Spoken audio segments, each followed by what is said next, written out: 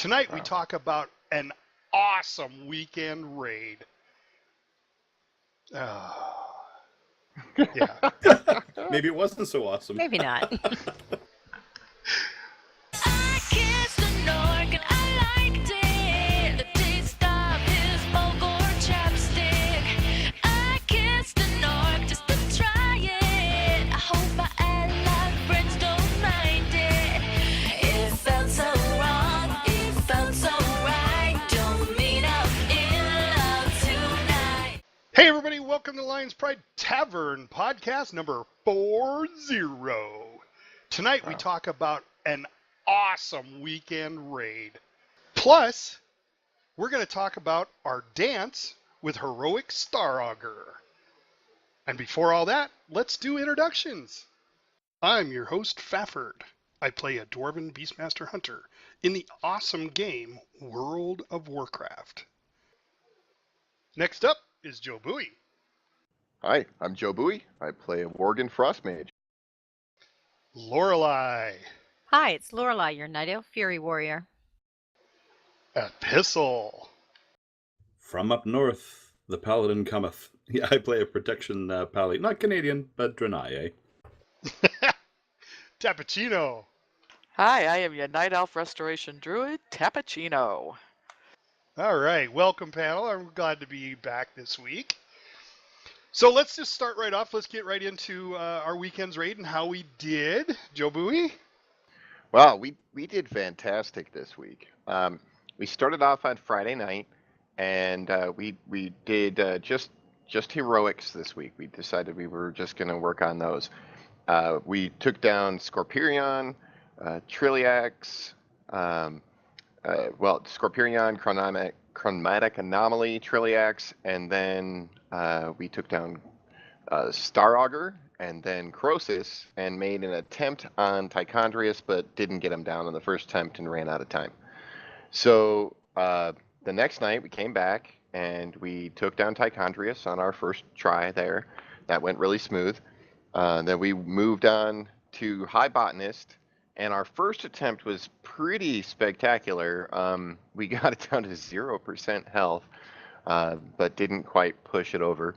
And then we kind of went downhill a little bit for a few more pulls. And then on our fifth pull, I believe, we managed to get down High Botanist. Yay! That was our first for High Botanist. And then we went on to try Spellblade. We hadn't done Spellblade before. We did a quick rundown and pulled. We had time for pretty much one pull, and we downed Spellblade on our first attempt. That was pretty awesome. Woohoo! Easy. And we were shouting with joy.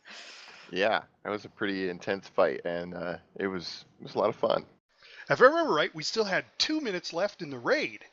Yeah, I think so, we yeah. did. Enough time for some portal mischief. Yeah. Oh, yeah. So, okay, we're going to let JobUi explain that one because he's been talking about this, and he finally did it. Yeah, well, you can't do it like right away after you mention it or something, but mages have multiple portals to Dalaran that they can open. You can open a portal to the Northrend Dalaran from the Lich King. You can open a portal to the new Dalaran from the Broken Isles. And then you can open a portal to ancient Dalaran.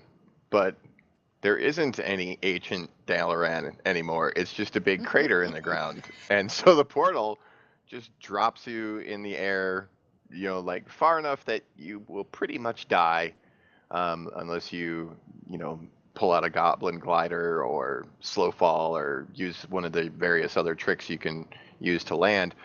And so at the end of the raid this week, somebody had put up a portal to the new Dalaran. So I just decided to put up a portal right next to it to the ancient Dalaran and see how many people would go through it. And there was much Some did, splattage of people going down. Well, if you're tired at the end of a raid, you may not be paying attention, and you might be like, "Wait, this is a weird loading screen. What's going? Oh," and then splat. Yeah, I think I got like 3 or 4 people to go through it. I learned not to take mage portals anymore. Never trust Yeah. a mage. I Never usually trust a just mage hearth. portal. But I mean, there were 2 up, and I just lucked out, and the first one said Dalaran Broken Isles. So I'm like, oh, okay, I'm taking that. So I didn't even realize it just says, if it just said Dalaran, I probably would have taken it and would have done the same thing and splatted. Well, you know, I rarely get that like need to do something mischievous and play a little prank like that. But every now and again, you know, when the opportunity arises. We'd had such a good night. When I used to play a mage more frequently, my favorite was to try to get as many people as I could to the Exodar. I figured the place needed more tourism. Let's talk about this awesome raid weekend, because that was totally amazing. This last boss was supposed to be the toughest boss out of all of them. Am I correct, Lorelei? I mean, is that the way you understand it? It's tougher than Gul'dan? It is. And what we did right was all those little mechanics that really make it hard in the first place. People were doing really well. I mean, the first time they did it too. I mean, they had to. We did it down to the first time. They spread the fire out in a semicircle, so that I think we only had one that was sort of overlapping. Yeah. Yeah, the first time. But that's not too bad, because if you can get those 2 down quickly, I think that's probably the hardest phase. I know a lot of people I got caught too in the ice blocks, but not as many as I thought. So those went down quickly. I think that's the easiest phase, and things just worked. I mean, all the hard mechanics were done correctly, and that's what makes that fight. And once you get the mechanics down, that fight's not really that hard. There was actually 3. There was 3 of them that were overlapping, because there was one that was overlapping on 2 others, and then we called it out to target the one that was overlapping on the other 2, and took that one down really, really quickly. And that pretty much cleaned up the mistake in the mechanic really fast. Yeah. We took the middle one down, and that separated the other 2. Yep. Yeah. Yeah, that was awesome. That was a good call. Now, I attested to JobUi to talking about everything, you know. That was really good. I just think it's amazing that we can get stuck doing one boss 5 times, and then the next one, which is the hardest boss, we were just going to go, well, we got 15 minutes. Let's attempt it, and we'll spend 5 minutes talking about it. We got 10 minutes to do it, and we still had 2 minutes left. Yeah. That was pretty amazing. I think, though, the botanist where we had trouble was, and I was talking to Tensoon today, and it was the boss getting stuck and having a hard time moving through those pools in that 3rd phase. You know, I know we got him stuck over by where all the lashers were coming out and all the spores were, and I think that's what was making it hard. Well, I know there was a couple RNG issues Yeah. too. You know, that it was bad timing. Yeah, we got caught a couple of times with that. That's true. Yeah. Yeah. So and I'm wondering if the boss can be moved, instead of being in the middle where you're closer to both sides of lashers, if we can't move him up near at the circle toward the stairs. Where they spawn in. I think he could No, be. but where if Well, he's not up that far, more but by I'm saying that the edge direction. of the circle where the stairs are, then you're farther away from the lashers, and those pools get spread out into a bigger area rather than all being stuck in the middle. Yeah, I think the one thing we would have to change if we did move the boss to where you're talking about is we would have to probably make sure we pop the orb that appears over on that side first. Yeah, you And put then- an orb. Yeah, you get it so there's an orb there, and then on the other 2 sides where the lashes are, but a little bit back. Sure. Because yeah, we had a problem with orbs going off at the same time too, and that was just a mistake. Yep, they did go down a little bit. I tried to make sure I called spacing them out a little bit better, you know, in some of our later polls. But yeah, they were sometimes popping a little too close together. It definitely helped that we had some high DPS to make sure they didn't live long. That saved our bacon. Yeah, I have to say the DPS is improving weekly. That's awesome. I mean, I watched numbers really skyrocket, when I looked at the logs after we were done. Yeah, that's really helpful for healing too, because some of these fights are pretty heal intensive. So the quicker we can get them down, the better for everybody. So let's just talk a little bit about. I'll skip over Epistle because he just tanks. Yeah. Aw. But so let's just talk a little bit about the healing part with Spellblade. Did you find it with those extra dance steps? Did you find it more difficult as a healer, Tap? I don't think it was really that much more difficult for us as far as, I mean, we knew what what was going to happen. I mean, we know about the frost, we know about, the spells that come up and stuff in the ads. It's just a little more intense. There was one point though with turning into the frost blocks there that, Faye and I were both stuck like side by side in one of those frost blocks. Everybody's health is going down, and we're like, "Come on, get us out, get us out!" And Joe Bowie's there, "I'm trying." And fortunately, he was able to get us out, and we were able to get people healed up again. So I mean, it was more intense, but I think we're kind of used to that too. Um, so I think, yeah, the healing, it was fun. And on High And Botanist? and on High Botanist, it was tough because, I mean, we just had a tough time all around with everybody. The nice thing about High Botanist is, we do have our positions where we stand, and we can kind of concentrate on, the group of people we're with. We have our healing circles covering pretty much everybody, and it was just getting used to the speed, how fast everything was coming out. I mean, I know I myself, and I'm sure some of our other healers were throwing some dots on the lashers to try to help get those down as well. But it was tough. High Botanist was more challenging than Spellblade, actually, and it was a lot harder to keep everybody healed up. There's just so much more going on. But it was fun, and we get used to it quick. So, kudos Okay. to everybody. Yeah. All right, Epistle, was there any tanking changes? I mean, because High Botanist was a progression, and so was Spellblade. Yeah, and I hadn't been there on the Friday, and so we gotta tip our hat to Mummy Fortuna who subbed in on her tank. But for the progression ones, I found the Botanist was just a faster pace, and so as long as we're keeping that faster pace and everyone's moving, we're okay. I could see sometimes we're just not moving in advance or as quick as maybe we could have to avoid some problems, but I was finding I was always having to spin my camera around to see where the purple mess on the floor was coming, so I could move ahead of time so people know which way we're going to go. So other than that, and kind of the speed of it and watching for incoming damage, I think that's probably going to be the thing that we need most to do to improve. Then on Spellblade, that was just pretty remarkably fun. I had no hope that we were going to get it down, and I'd heard all kinds of stuff about it that it was going to be a really vicious fight, and it was tough, but I think we'd probably been thinking so long about how tough it was that we were, on our A game and willing to do our very best. But again, I think people they were enough familiar with mechanics and had done it enough recently over the last few weeks that there was only a little bit of an adjustment which people easily made. So I don't know why we adjusted so well for Spellblade and why we didn't for Botanist, but maybe we're just more comfortable with Botanist. Well, I was thinking maybe it was Joe Bowie.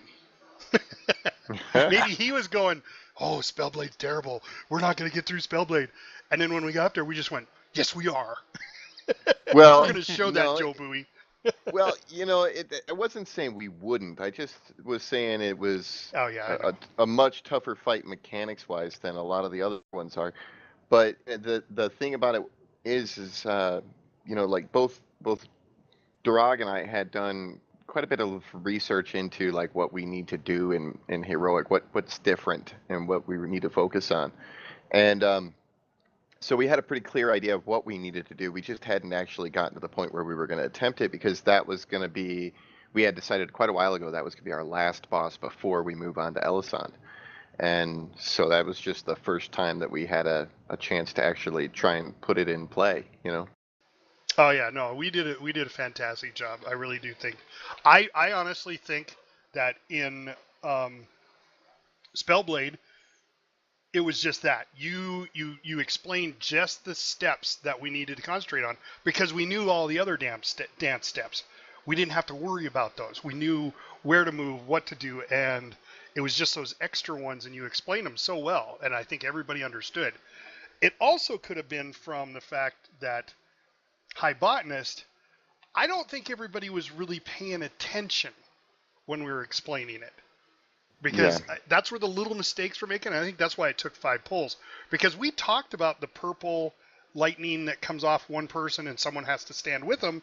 But yet, I know the one time I got it, another one that had the purple lightning came over and stood with me. It was like, no, it can't be you. It has to be somebody else. Yeah. And then I got one person standing between the two of us as we're both hitting him. So I think there was just... I'm not going to say it was an explanation because I heard it. I heard you say it.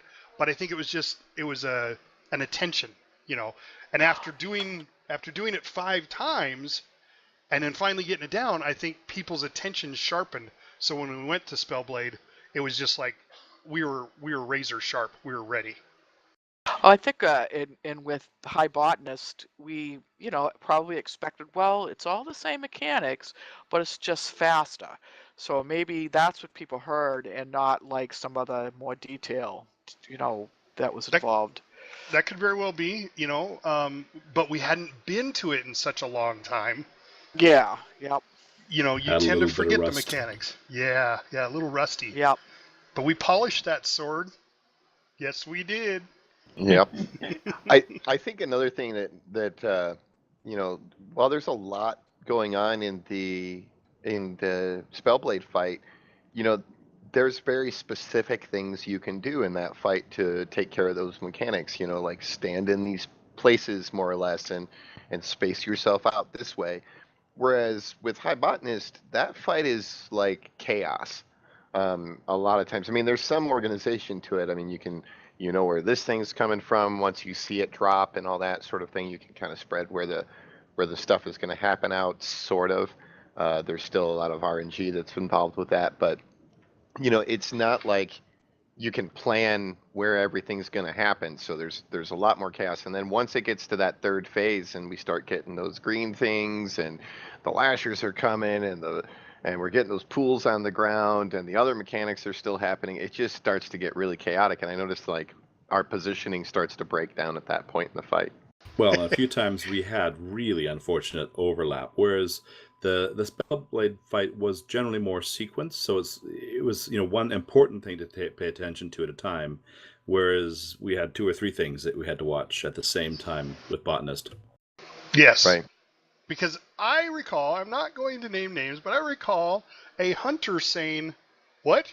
I can take out those green spiky balls by turtling?" Yeah.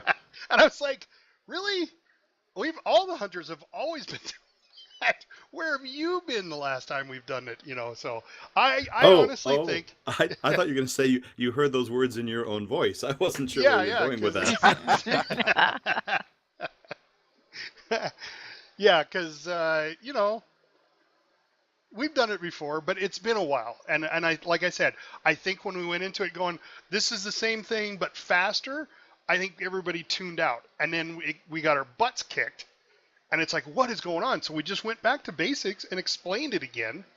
It wasn't like we came up with any new strategies. We just explained it again. And I do agree, though. The RNG definitely plays a factor in that fight. The rest of the fights are structured, but that one, if the flowers hit and we get more flowers, now we got more flowers to take care of, and where that wouldn't happen in any other fight. So yeah, I think we did really well. I'm almost thinking that Spellblade isn't the toughest fight, that it's going to be the other one. So I don't know. Well, all of them can be tough. It just depends on if you're paying attention to what you're supposed to be doing. Yeah. People, like Lorelei said, people in the raid, basically, they did most of the stuff right on target and just like they should in the Spellblade fight. We only had the one mistake that I saw, and we cleaned that up like right away. And the rest of the fight went really, really smooth. People were in position where they were supposed to be. I think we had one frost. I forget what it's called exactly. The frost thing that gets on you.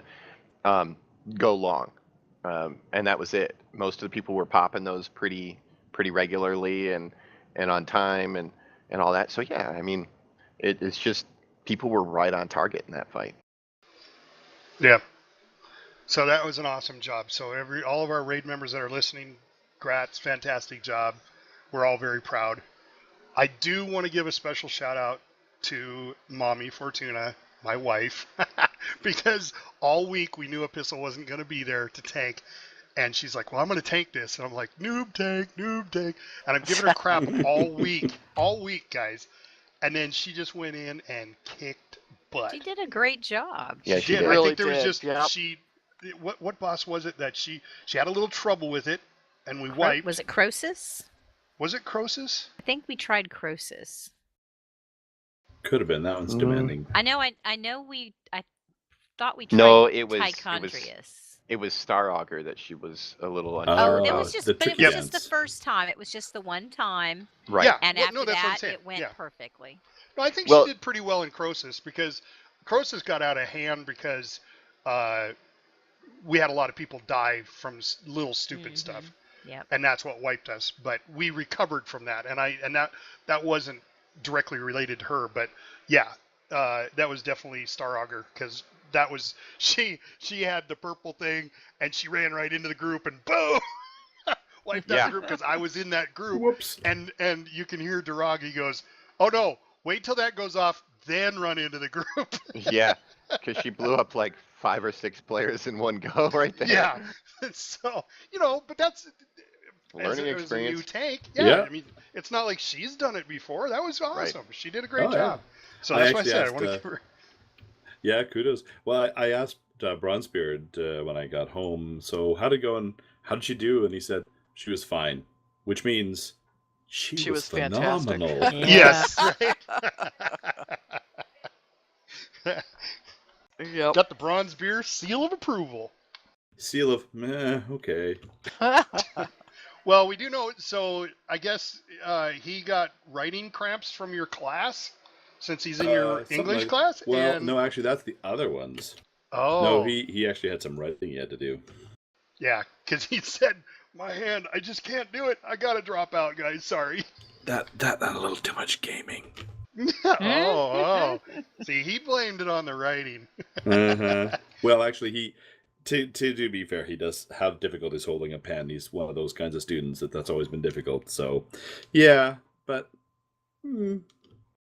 I prefer typing. You can't read my Yeah. handwriting anyway, so you wouldn't want me to write a paper for you.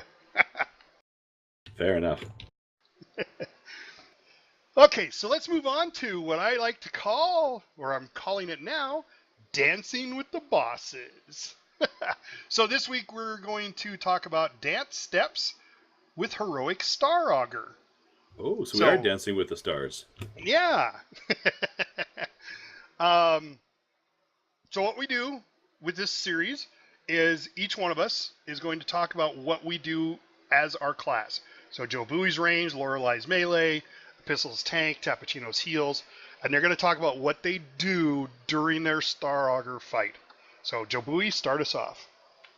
Okay, well, I initially start off the fight just, pre-potting and then blasting away with all of my major cooldowns. I don't save them at any, at the beginning or anything like that. And the very first part of the fight is pretty much just, the quintessential tank and spank, where we stand there and just do as much damage as we can on the boss, because the tanks are handling most of the mechanics at that point, except for if I get a circle, like a kind of a frosty ring circle around my character, then I have to move out of my particular group. And we keep our groups separated into 3 different sections, where we put all of our DPS and healers at. And so I just move out of my group. I usually blink, and then I blink straight back to my group. and keep continuing DPSing on the boss. Then once it changes phases, then I spread out and try and position myself about halfway between the boss and the outer ring on the big circle platform that we're fighting on. And I just kind of hang in one spot until I get a fell ejection on me. That's it's a debuff that basically after a second or two, you'll start dropping little pools of green goo on the ground, and you drop 4 of them. So I get a little bit of green, or I drop a pool, and then I just take a small step back. The pools gradually expand, so you can just take 1 step out, and it'll keep expanding, and you're not quite in it. And then I drop the second pool, then I take a step to my left, and I drop another one, and then I take a step forward and drop another one, so all 4 of my pools are as tightly compact as possible. Now, if there's other pools, like if I've seen somebody else's dropped fell ejection before I've picked it up, or before I've gotten it, I'll go and stand next to other fell ejection pools that are on the ground already, just so I can overlap any fell ejection I might get on top of those and try and keep it as compact as possible. Throughout this time, I keep attacking the boss, and the other thing I have to watch out for is if the tank comes running over to where I'm standing next to some of that green goo on the ground. And if they come running, I go running away. Yeah, I get away from them because they're about to clear it and they'll hit the ground, and you don't want to be in that when they blow it up. So I do that, and then every now and again she does, I believe it's Fell Nova, which is a big raid-wide attack where you need to run to the outside rim of the platform. So I run to the outside just before she casts it, and then it goes off, or he casts it, actually. And then after it goes off, then I move back into position and rinse repeat in that section of it. Third phase, I basically position myself near the boss. A lot of times I get on the one side of the boss so that I see the boss, and then we always position a big ad that comes up on the far side of the boss. That way I can kind of hit the boss a little bit too while I'm attacking that ad. The ad comes up, I pop hero, I drink my extra potion, pop my cooldowns, and try and kill the big ad as fast as possible. As soon as that goes down, I get in with the group on the other side of the boss and face away from that spot that we just killed the big ad. And then I just kill the boss and do AoE as much as I can while keeping my back to the big ad, because the big ad will do this spell that if you are looking at the big ad when it goes off, then it will cause you to get feared and run around, so you have to turn away from it for a moment. But if your back is to it, you don't have to turn at all. And then that's it for me on that fight. All right, fantastic. Lorelei, from a melee perspective. We do most of the same mechanics that the range do, as far as dropping our fell puddles out to the side, getting to the edge for Fell Nova. But we have to be a little bit more careful because we're spending most of our time on the boss.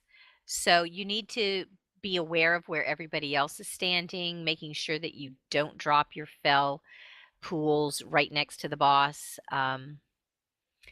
We really don't have to do much moving around. It's actually a pretty easy fight for melee. You're on the boss or you're on the big ad, and you don't really have to do much moving around other than getting rid of the icy circle. Just run out to the edge, or the fell, and then run out for Fell Nova. Otherwise, that's all you do. So it's really kind of easy for us. So I'm kind of curious. So melee does get fell then. Oh yeah. And so when we were doing it on normal, where we were running all the way to the outside edge and dropping the fell instead of in the center, did you guys run all the way out to the outside? You Or as can far as you place it could? there because you don't have to worry about Fell Nova. So I mean, it's always good to get it away from the boss if you can. I mean, we still have a lot of people that will drop it right there, and that makes it hard for the tanks because they have to find places to go, and then there's no room for melee once you've kind of cut yourself off. So Okay. So yeah. right now you run it out to the center like the Well, I range run does. it out, to the middle, about where a middle ring might be. Right. Okay. Okay. Cool. Yeah, I just wasn't sure. I don't play melee, so I'm just curious. All right. From a takings perspective, we've got a pistol. I'd have to say this is one of my favorite fights because first learning it was quite intimidating, and I can see why Mummy had some fun with it on Friday. But the briefest and most clear way I can explain it as a tank is if you think about a clock, you're at 6. The boss is the middle of the dial. We have 3 groups that Jobu was talking about. They're roughly speaking close to the boss, but they're at 12, 3, and 9. What I do with Darug, the other tank, is whoever gets threat first will stand just slightly to the left of 6 and the other slightly to the right, because the tanks have this little AoE damage that will really hurt people quite a bit once we get to the second stage, to the ice phase. Although I think this is equivalent all the way through up until the last phase. So we generally stay spaced out, not close enough to damage the people at 9 or at 3, until we get a debuff. And this is your typical tank swap thing that happens. You're going to get an ice chunk launched at you, and you got to be away from it when it hits you, but you have to tag at least 3 people in order to get that debuff off you before the next one comes. And I don't know, we've never had the problem, but it would either damage you severely or kill you or something like that. So what we do then is we run from just south and west of 6 a little bit and run through the group at 9. Then another debuff comes on, you run through the group at 12, another debuff comes on, you run through the group at 3, and then you taunt the boss back, and the other tank takes over, does the same cycle. That's through the first phase. I think it's just kind of a fun phase to go through. But you have to go through the steps. The way we've set it up, the way we handle a boss, we have to go through those steps. Any mistakes, and it could be game over or really quite nasty. But we've got it down, so it's easy now. Then the next stage with the fell ejections, then the game's a little bit different and fun. And if you have a mean streak as a tank, this is one way to get back at somebody. But anyway, not naming any names. I don't know that I've ever really done it deliberately, but my subconscious might be mean. If we're still at that 6th position, I don't think I've ever killed Tavern. No, but, I don't think you have. Not on purpose. So anyways, then we're back at 6. It's the same thing. We stay spaced out, and then we get another one of these debuffs put on us. And what's going to happen is, again, he's going to hit us with something, but this time it will cancel any fell in the immediate vicinity when it hits us. So you've got to time it just right, that you want to be around that collection of fell to eliminate it. Now, it's worked out fairly well for us because, DPS have been getting really good at clumping them together. It means we can usually find a way just to get close enough to the edge of one of those clumps of 4 or 5 of them and wipe them all off at once. In fact, some people have even done it. Almost looks like they've created a little nook for us in the middle, which is perfect because then you just run right into that. The debuffs all get eliminated, and there's very little fell to bother anybody running into. The problem with melee, what we were talking about earlier, is that the melee don't have to, from my perspective anyways, run it all the way out, but they do have to clump it close enough to the boss that I can get close to them and not have them nailed with this thing that hits the tank, but will wipe out the fell. So if you're 3 or 4 steps back, that's usually just enough for me to get there and overlap. But if they start to scatter all over the place, then it's just it's chaos. So the better people are clumping, the easier it is for us as tanks. And so that's the second phase. Third phase is in some ways way easier because everybody goes in positions to 9, and we all face the boss, and just the tanks have a little bit of a switch up. We'll get another one of those debuffs that's going to hit us, except this time it's the thing that shall not be named that hits us. So we have to be away from the boss. If it's at the boss becomes invulnerable. Not a good scenario. So we take it away from the boss, put it deep, far to the far side at 9, and then hit it and destroy the first one. And then we do a tank swap because it's going to hit the other tank, and the other tank takes it out at that point. And then we as a group don't destroy it. The trick for the tank is on normal, I could turn my back to the mob and face the boss and hit it with shields and whatever else I could do from a distance. It hits a lot harder in Heroic, so I can't do that. So I have to kind of face the boss and then turn away and turn back. Or sorry, the thing that should not be named, I have to switch back and forth to that to mitigate properly. And that's about it. It's really simple, except occasionally we have a really tricky situation, especially when we first started Heroic, where the boss isn't destroyed and a third ad comes down. What we then have to do is, well, imagine the tank that's at the boss is about to have a thing that should not be named right there at the boss. Bad situation.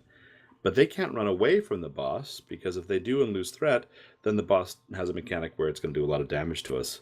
So we have to do a very quick switch where the far away at 9 tank has to taunt and run to the boss at the same time, almost simultaneously, as the one at the boss has to run out to the other thing that should not be named, so it doesn't have a chance to run back to the boss. And it's like a really quick switch, and then a new one comes down, and you have to get threat on it.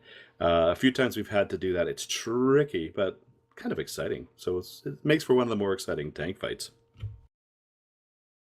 Awesome. So I got one question on the Vendo, the thing that should not be named. That's a 13th Warrior movie reference, for those of you who know it.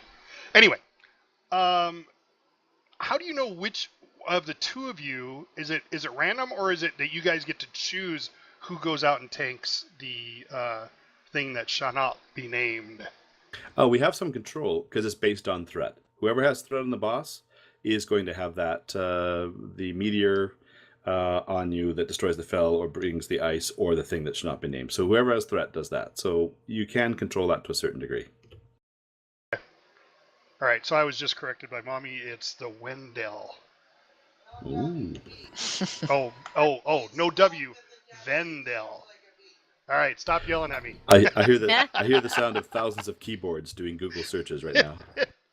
Yeah, right. Fafford's got it wrong again. Exactly. Put it in the comments. All right. Tapachino, from a healing aspect, Star Auger.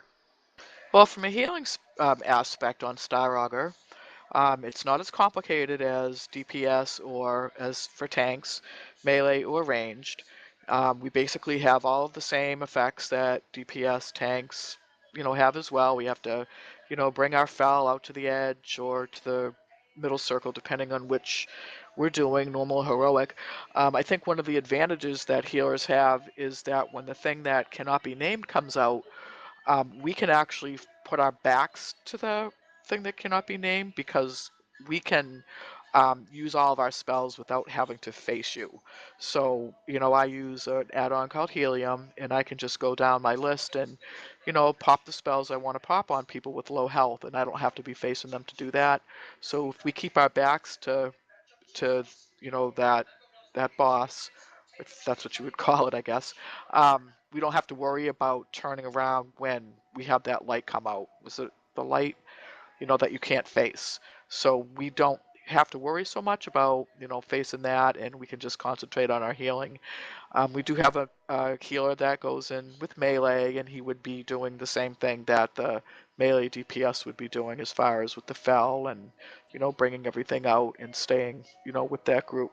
So it's really not complicated, except for what everybody else does. From a healing perspective, it's probably maybe even easier than what other people have to do, other specs. Okay. So from a raid leader aspect, the only thing you really have to do is split the groups up. So you have 3 separate groups, and you want a healer in each group, but the rest of it's usually just a range, and then put all the DPS in, or the melee DPS in a group or two, because that doesn't make any difference because they're all going to be in the center anyway. So you got to have enough ranged to make up those groups. Now, do any of you remember how many people you have to have in a group? I think you have to have 4 or 5 in order for the tank to come in and get rid of his. I did think it was 3. I might be wrong on that. It's But 3. sometimes You people gotta are have running at out of least those 3 in groups. Yeah, but people have to run out of the group for various reasons, so you can't trust that everyone's Yeah. going to be there. Right. That's why I was saying that's a very important step. Is that you have to have enough range because you have to have enough people in that group to be there when a tank comes into it, because we will get that that frozen stuff that we have to go away from everybody or we do damage to them. So we always run to the outside edge of the room with it, as JoBui was saying. But You know- that could limit the number of people that are in that group, at one of the clock faces. So I gotta say, like you're talking about, with the raid leading and assigning the people to the group, I am constantly amazed at how often I have to repeat where the groups are gonna be positioned in that one. Yeah. well, I'm like- especially when they go, wait, I wasn't in that group last week. Yeah, but it's the same groups in the same positions every week, and it's just like, okay, come on. Not necessarily. You know Well, what I you was should in do? a different is- group Well, in not different necessarily position. not necessarily the same players in those groups, but it's always 1 and 2 It's at always Diamond. 12, 3, and 9. Yep. Yeah, it's always that's 1 and true. 2 at the Diamond, 3 and 4 at Triangle, and 5 and 6 at Star every single week. So do you think that they're not paying attention or they're doing it deliberately? I don't know. Both. Both. Both. Well, Yeah. for me, Yeah. I'm like looking to see which group I'm in, so I totally miss what you say. Yeah. It's like, oh, where Oh, am I? Oh, where so- did I go? So as a healer, you can't multitask. Ooh. Oh, well, No, I she's did just learn. She's just committed to Star, that's all.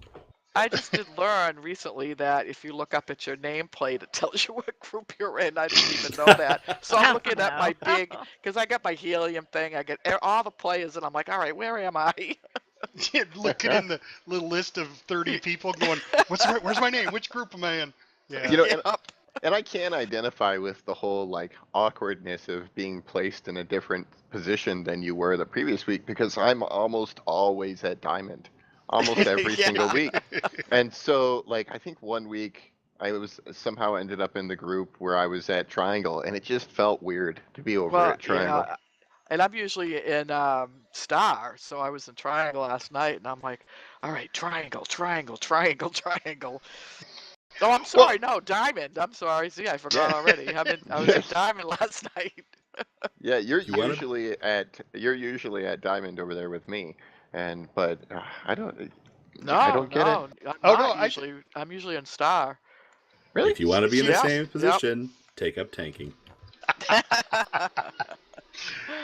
Well, I think it was funny because when we got to High Botanist, we split the groups up and we said what they were, and everybody goes to their groups, and I'm standing there by myself going, I don't think we got this right.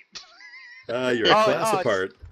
Usually, High Botanist, I'm on. I don't know which one boss we were talking about, but I think the other boss I am usually with you, JoBui. But High Botanist, I'm not usually on Diamond. So I don't know which one you were talking about. You but- have to blame Mommy on that one because as raid leader, I assigned that task to her to reassign. Yeah, that's So- her job. I'm Yeah. usually like, hey, did you do the groups yet? I'm working on it. Yeah. Well, it was funny because she was tanking Star Auger, and everybody's like, "You got the group set?" And she's like, "I'm working on it." Oh, yeah. Yeah. I'm I trying have to to tank and do anticipate the this? dance. Oh, no. All right.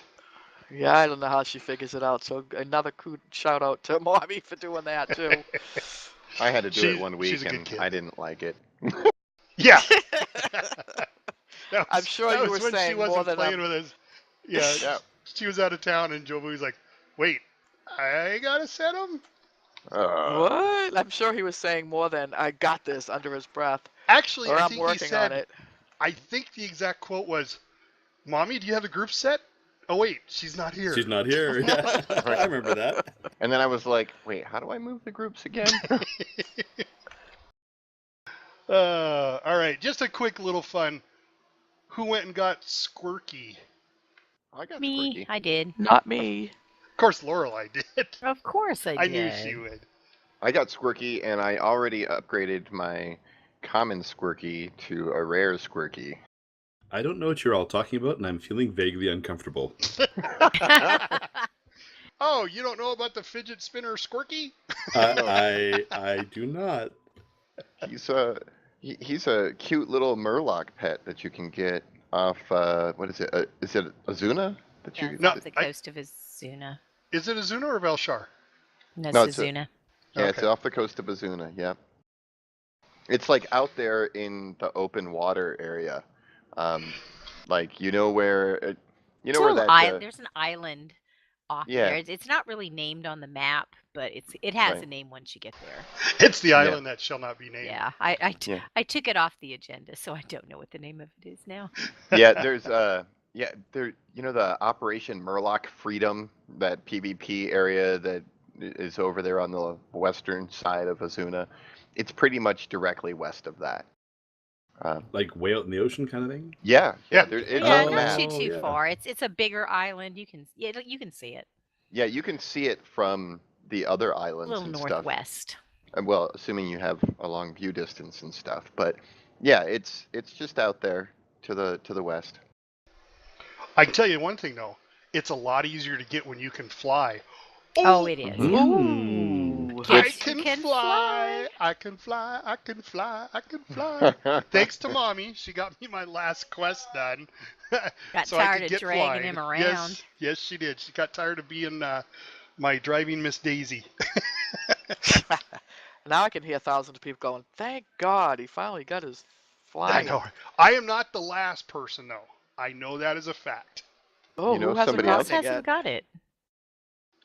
I can't be the last. Somebody else has got to be out there. I don't know. No. Oh, you're just saying Well, this yeah, on my faith. level 20 Yeah. doesn't have it. Yeah. You actually don't have proof. I'm pretty sure you're wrong. I think you're the last person to get it. Okay, any listeners out there, if you haven't got it yet, we'll take a little bit of a poll, see if there's like 2 or 3 of you who have make not me feel beaten better. Thafford. Well, I saw on Reddit the other day, like somebody was saying they just started playing WoW, so I think you beat them. Oh, Okay. probably, all yeah. right, all right, yeah. cool. Yeah. Of course, they're in Outlands or something where they can fly, so maybe not. Oh yeah. Well, I do know that I did it completely backwards. So I should get an achievement for that. Because I had everything in Pathfinder 2 done before I had everything in Pathfinder 1 done. Hmm. That is Yeah. interesting. Flying See? backwards. Great name for an achievement. There you go. See? Blizzard, I need a special achievement. Mm-hmm. Maybe a good name for a band. Flying Yeah. backwards. Yeah. I like that. Free for the taking, anyone who's listening. Just give us free tickets for your first concert. Yeah. All right, so who got the Dust Bunny? I don't have I that have one it. yet. Not me. I got mine. Somebody shouted out in guild chat, "Oh, the rug is at the Alchemist," and I was right by there and was like, "Cool!" I ran over there and I saw it. I did it. I didn't realize that only one person can get it, and they were shouting that out to Donna Bell. Oh. Oh, no. And so she gets all the way there and she's like, "It's not there," and they're like, "Well, Fafford took it." Oh. So Wait, yeah, I so, took Busted. Donna Bell's Dust Bunny. But the rug spawns fairly often, doesn't it? It does, but it spawns in a different location. Right. And they knew as a fact that it was there, but I got there before she did. What's the name of it again?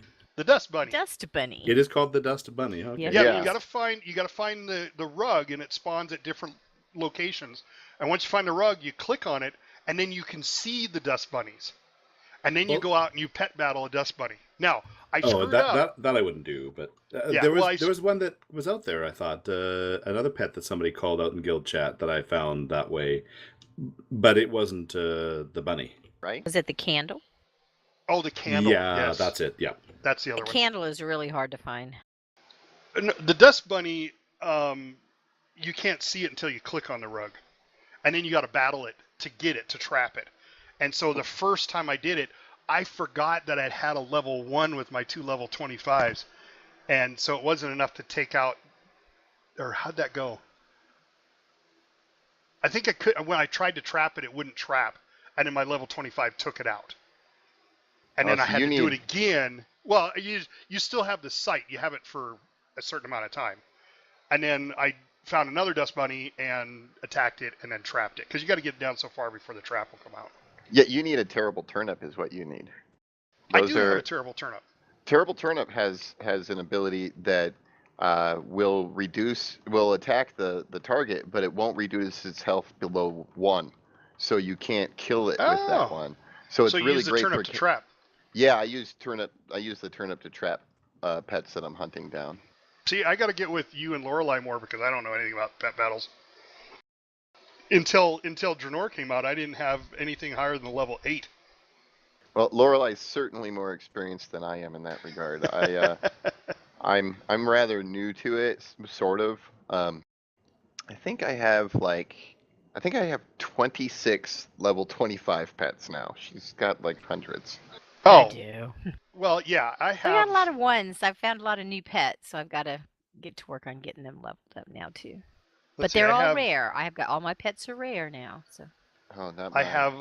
have 11 tunes that were in Draenor that all got to stone, so I've got 11 level 25s. Because you get that one free boost stone that you can boost one tune or one pet from 1 to 25 automatically. Yeah. So for people who aren't listening, if you skipped over the Draenor expansion, go back, get your garrison, get that opened up, and get that stone because that's a free level 25 pet. So at least I have battle pets that are 25 now. Now the hardest part was deciding which ones to make 25 because I knew nothing about what pets did what. I just went with the ones that looked the best. So I have my Pandarian Monk, which I bought, which I think is really cool. And then, that one everybody has, the little dragon whelping. The Nexus Whelpling? Aragosa. Oh, little Terragosa. Oh, Yeah, yeah, little Terragosa. She's so That's that's cute. the guild. It's from the guild bank. Yeah. Or the guild vendor rather. Right. Yeah, I So- think one of the ones that I've found to be like most useful. The two that I found most useful is the mechanical Pandaren Dragonling, and the Anubis Idol. I think those are my two most useful ones. Very cool. Well, speaking of pet battling, let's cue the music for Lorelei's Pet Battle Minute.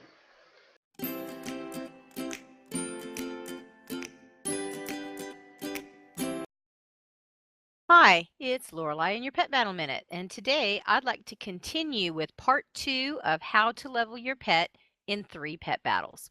Our second pet battle will be against Aki the Chosen, and you'll find this pet tamer outside Mistfall Village in the Vale of Eternal Blossoms in Pandaria. For this fight, you will need a Zandalari Kneebiter, and please make sure it's a Zandalari Kneebiter, a Clockwork Gnome, and the leveling pet you started out with. Begin with your Kneebiter and use Black Claw. It adds 118 damage to your attacks, and then follow up with Hunting Party, and Aki's first pet will die quickly. When she brings out her second pet, use your Black Claw again, but unfortunately your Kneebiter isn't going to survive the lightning damage, but don't despair, bring out your Gnome. Drop a turret and revel in the damage that will do. Next, use your Repair. You'll have to recover, which means you can't attack, but your turret will go on fighting for you, and that will take out her second pet. For her third pet, Aki will bring out an otter, and it will immediately burrow. Your gnome should be able to survive the damage, but if not, being a mechanical, it will respawn, and then spam Metal Fist until the otter uses his bubble. Use turret at this time, and sub in your leveling pet. You should be able to take one attack. If not, restart the fight again. Once you take the one attack, sub out for your gnome again and immediately use turret. Aki's last pet should die quickly. Congrats, now your leveling pet is a level 20. And next week I'll continue with the third pet battle, so make sure you have your treats, your stones, and your safari hat, and meet me back in Pandaria. Awesome. And then there's... Getting Thieves with Joe. Something that often gets overlooked by a lot of players when they're trying to improve their DPS in raid situations is simply knowing the fight. If you know the fight well, you'll be able to position yourself better, Be prepared to handle mechanics as needed and have a good feel for the timing of the fight. Learning fights can be done many different ways. You can read about the fights from guides found on websites like Wowhead and Icy Veins. You can watch videos by groups like Line of Sight or Fat Boss. Even reading through the in-game guide for the bosses can be a big help in improving your knowledge of the fight. Your raid leaders might have tactics and strategies planned out for the fights, but if you start from a good foundation of knowledge, it can often help you better understand what your raid leaders are trying to explain. Finally, getting actual experience in the fights will go a long way towards understanding what you're up against. Even trying out the fights in LFR is a good idea, since there's less pressure and it allows you to see most of the mechanics you'll be up against. Knowing where to be, what mechanics you're going to be dealing with, and when things are going to happen will free you up to be able to focus more on your rotation and improve your DPS. Without that knowledge, you'll spend a lot more time reacting and recovering from mistakes made during the fight rather than squeezing out as much DPS as possible. So learn those fights as well as you can and keep getting those deeps. Cue some more music. What's wrong with tanking? What's wrong with tanking? What's wrong with tanking in a dress? What's wrong with tanking? What's wrong with tanking? What's wrong with tanking in a dress? This week's Come At Me, a tanking minute. I want to talk about why there is no shame in a good misdirect. Some tanks of your acquaintance may have some feelings about how well they maintain threat. Yeah, some tanks, despite their hard outer shell, can be a little sensitive from time to time. There's a kind of I can grab everything and hold everything attitude. There's maybe more than a little ego or testosterone in that. A little like DPS that measures the size of, their DPS meters. However, sometimes for the good of the raid, it's important to put all that aside. I was on a pug a few weeks ago and was very impressed with a hunter that was coming along with a group who, as a matter of habit, just as part of his class, would automatically misdirect everything to me. So it was just something he or she did as just a matter of habit. So on every pull, it happened all the time. The first couple of times I thought, does this person think, I'm a pug tank and I don't know what I'm doing? There's that tank sensitivity thing. But then I began to realize that this is just something they did as just playing their class really, really well. Normally in a raid, we don't really need that, and normally we're doing fine. Certainly our group seems to be functioning fine without that, but I was really impressed with our last raid, and this is why I'm talking about it now, is as we're dealing with a Spellblade fight, a few times we actually used the misdirect to really good effect. We were talking earlier about how when those, I think it's 6 mobs will spawn, whether they're the fire or the ice or the arcane, tanks often have a lot to do in terms of mitigation, self-heals, trying to handle swaps, lots of stuff going on. To try to pick up all those mobs, usually we're good at it. Sometimes we might miss one or two, but those mobs have to go down so fast that we can't really take the luxury of taking a little bit of time to get aggro. We need to get them to the tank. We need to get it going really quickly. And of course, while normally a run to the tank strategy is the way that works really effectively, in this particular fight, sometimes the DPS don't want to move for a variety of reasons. So what's really handy? Well, wouldn't you know it, the humble misdirect from a hunter can be really useful for getting those mobs right to the tank.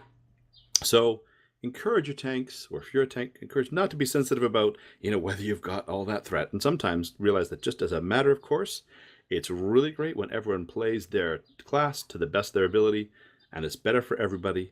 And that's when there's no shame in a good misdirect. And that's the Tanking Minute. And some more music. I know you've suffered. I'm here to heal you with my stuff. The jungle's loveless, but I'm a druid with a heart. Hi, it's Tap with your Tap into the Healing Minute. I'd like to talk to you guys tonight about knowing your other healers, or at least something about your other healers. And what I mean by that is about what kind of spells your other healers in your group may have. I talked about before, we don't have heal assignments in our raid. However, we do have a rotation for raid-wide heals, especially for our druid tranquility spells. So at the beginning of the raid or boss fight, I'll call it the AoE order, and this is, okay, Fae, Miramar, Glory, who's going to do their tranquilities and in what order. Most of the time, we can do it as we see fit, and we just call it out so that we know that that one's being used. And some healers like to have us say, okay, when you should do your AoE, and which is fine as well. Well, we have a new priest healer in our raid. I believe I mentioned this last week. And shame on me, I did not know that he has an AoE spell called Divine Hem, which is a raid-wide heal. And I'd like to thank Faye, by the way, for that info. So for our AoE order, I should have included him, in our rotation, as Divine Hem is a raid-wide healed. So my point is, that's a good idea to at least know some of your fellow healer spells, what they bring to the raid, especially if you are calling the shots. And that is Tapachino's Tap into the Healing Minute. Very good. So I hope you guys all like your new songs. You'll hear it in the podcast. You got to listen to it. I want to thank Charm. She is the one that sang that. She's got a beautiful voice. She's got YouTube site that you can go listen to her music. She's got an entire website. I'll have that all, at least with my YouTube version of this podcast. I'll have it in the description links below if you want to go look at her stuff. Fantastic voice. She's got a really cool, she vlogs and all that. But she was nice enough to agree to let us use sections of her music for in front of each one of our minutes. Awesome. Except mine, Thank you, because Charm. there's really no there's no music for the Warcraft Fafford news except for ... It's WFN News, Warcraft Fafford news. This week it's back.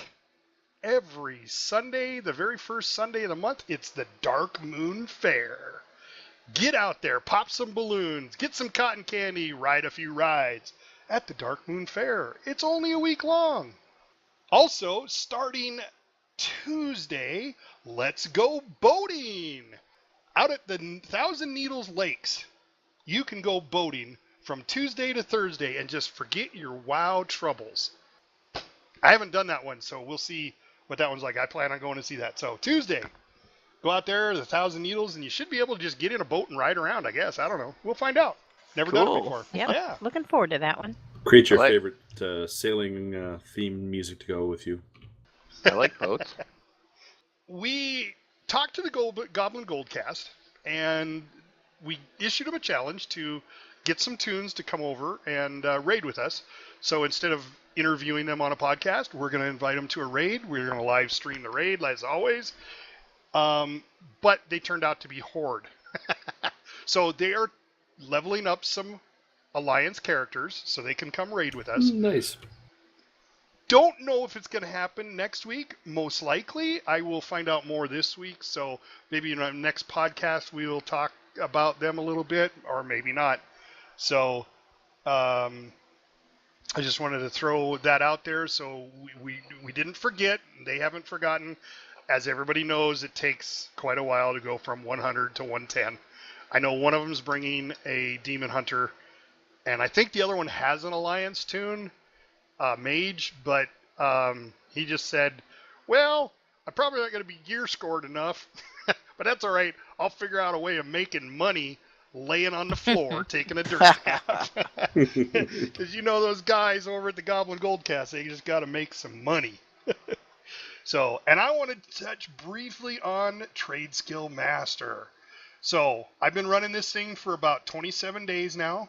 I've been doing mainly older content stuff, putting it on the auction house. I'd never used this add-on before, and I just want to say I've made 300,000 gold in 26 days. That's pretty impressive. Amazing, yes. Wow. That was all due to just selling older content stuff. I went through, and you know how you get the salvage crates from your garrison. I went through and you open up your salvage crates and you get the green items, and they're usually, I just usually sell them to the vendor. Well, I decided to throw those on the auction house because one of the guys at the Goblin Goldcast mentioned transmogs. And I was like, I wonder if people would buy this stuff for transmog. Holy moly, do they ever. So, and then there's just little stuff. It's like shrimp. There's a shrimp from Draenor that you can spend resources to buy and then put that on the auction house, and it's a cooking mat, and they're buying it, just gobbling that stuff up. It's unreal. So I yeah, used if you're to not use using that all the time for cooking. yeah, if you're not using Trade Skill Master and you want to make some gold, listen to the Goblin Goldcast first, but then get Trade Skill Master. And there's a few videos out there, some instructional videos on how to set it up. But if you go watch the videos from Hazelnutty on YouTube, she steps you through it. I think there's 6 or 7 videos, steps you through each step on how to set it up. Once it's set up, then you can kind of tweak it where you want, whether you want 20% profit, 30% profit, or in my case, I do about 50% profit. But, Nice. you know. And it is weird, the stuff you can put up there. I just noticed today I'd forgotten about putting up just some Draenic dust. And what else? I put up, one volatile fire from Cataclysm, and that sold for almost 2,000 gold. So I Nice. made, Wow. yeah, so just in a 1-day sale, I made almost 3,000 gold just selling stuff that I just disenchanted or just said, oh, let me get this out of my bag. Yeah. It really works. And when you put the time in it like you're doing, you can really make a whole lot of money. I'm just randomly putting stuff in there and seeing if it'll sell. And so far, a lot of it's all selling. Yeah. I mean, it's amazing what the simplest stuff. But see, you got to think about it. If you're making gold, everybody wants to do current content to get that out there to sell to everybody because everybody wants the current content. These guys are going, no, back up, because there's still people leveling. There's still people that, started off with a level 1 enchanter and needs all those mats. And unless they go out, and I know I did it on my mage, and as a clothy, it's a pain to get greens and blues to disenchant when you're a clothy. So, man, if you're a 110, go back and do old dungeon content. Get as many of those greens and blues or purples and disenchant them and sell the disenchanting mats. You'd be surprised.